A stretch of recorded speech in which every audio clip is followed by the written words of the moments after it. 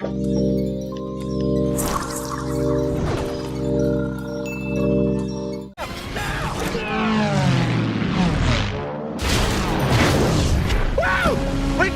wise man once said, nobody ever went broke underestimating the intelligence of the American public. Wait, please.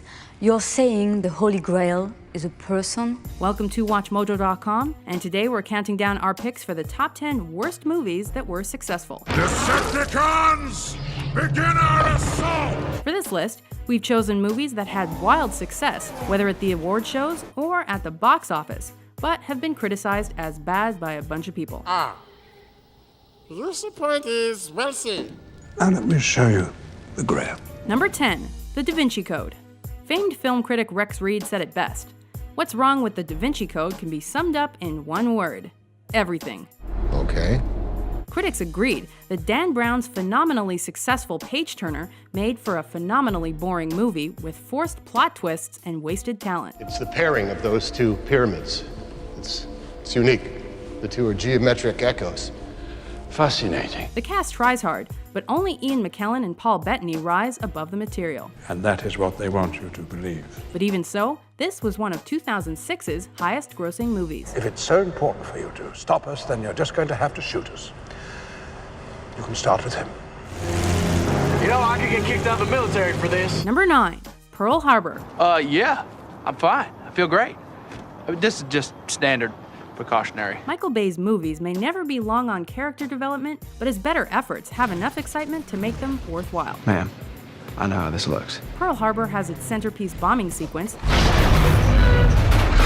but the rest of the film is one long, sudsy trek through soap opera. Rafe, I'm pregnant. With iffy acting and an even iffier screenplay. I don't understand. Overproduced and under-involving, this epic is every bit as dull as your high school history class. When the action is over and we look back, we understand both more and less. Comes to scorpions, the bigger the better. Number 8, Indiana Jones and the Kingdom of the Crystal Skull. People said a series had jumped the shark when it strayed into irretrievable stupidity. Now, thanks to Crystal Skull, they say it's nuked the fridge. Indiana's survival of an atom blast in a lead-lined refrigerator is emblematic of what's wrong with this movie. It assumes there's no such thing as over the top. Without the blend of comedy and action that made Indy popular, this sequel was not worth the wait. To put you to sleep just by talking. Maybe we stop being friends. Number 7, Star Wars Episode 1, The Phantom Menace. This is very, very bad. Oh! It's tempting to sum up what's wrong with The Phantom Menace in 3 words. Jar Jar Binks. Oh, muy, I love you. You almost got us killed. Are you brainless? Fact is, there's even more to dislike. That's the last thing Misa wants. The waste of a talented cast, wince-inducing dialogue, They think their brain's so big. and George Lucas's inept attempt to put more science in his science fiction. It wasn't my fault, really. The Guardian critic was right when he called the film a pop culture calamity, but audiences still couldn't stay away. Hard to see the dark side is. Number 6, Transformers: Revenge of the Fallen. I screwed that up. I'm okay. I'm all right. This is combat, man. Oh, brain freeze, man. What's wrong with you? A film about giant robots is gonna be silly, but it doesn't have to be stupid. You're hot, but you ain't so bright. Revenge of the Fallen would have us believe you can cover up the existence of mega-sized robots that destroyed half of California. The secret is out. Also, if these robots are so technologically advanced, why are they such lousy shots? Then there's Skids and Mudflap. Need we say more? That hurt, man. It's supposed to hurt. It's an ass kicking. Thank you, Michael Bay, for sucking all the fun out of this series. Get in the garage. I'm about to have a nervous breakdown. Just go in the garage quietly, please. That looks delicious. Number 5, Cars 2. The first Cars was a little stumble on Pixar's part, not quite living up to the studio's high standards. The only thing they haven't stopped doing is laughing at us.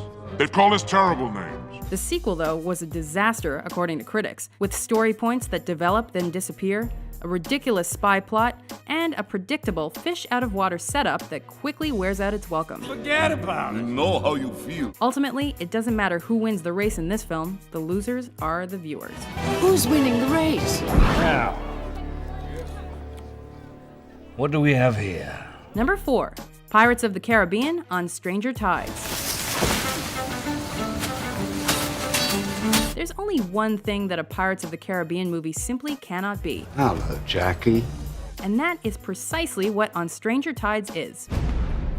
Tired. All part of the plan, yes? Critics complain the film just drags along, revisiting characters and situations we've seen before without adding anything new. Face is familiar. Have I threatened you before? Even Johnny Depp's outrageous Captain Jack is no longer fresh. This is rumor, not true. The first films were effortless fun. This one is all effort. Crime of which you've been found guilty of is being innocent of being Jack Sparrow. Number 3, Spider-Man 3. Word of advice to Spider-Man: leave the twerking to Miley Cyrus. The embarrassing pelvic dance down the streets sank Spider-Man 3. But it wasn't helped by some sappy Peter Mary Jane moments. Tell me you love me. I love you. And a story that was way overstuffed. Where do all these guys come from?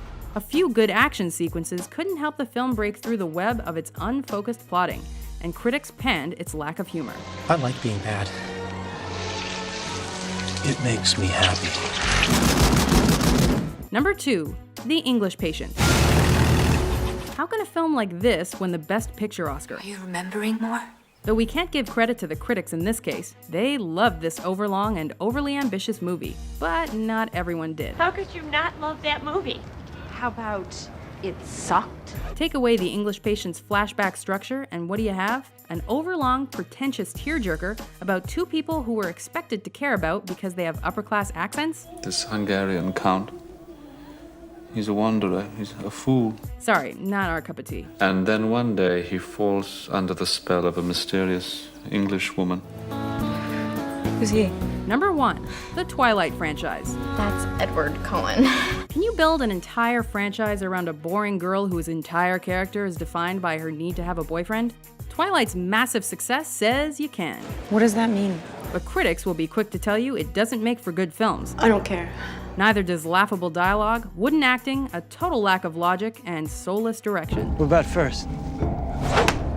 I'm the one with the wicked curveball. Someone should have driven a stake through the heart of this series after the first film. It's like diamonds. You're beautiful. Do you agree with our list? Which successful movie had you most baffled with its popularity? Wow, chicka wow wow. For more top 10s about your favorite and least favorite flicks, How bad is it? You know, I used to smoke. be sure to subscribe to WatchMojo.com. Damn, I'm good.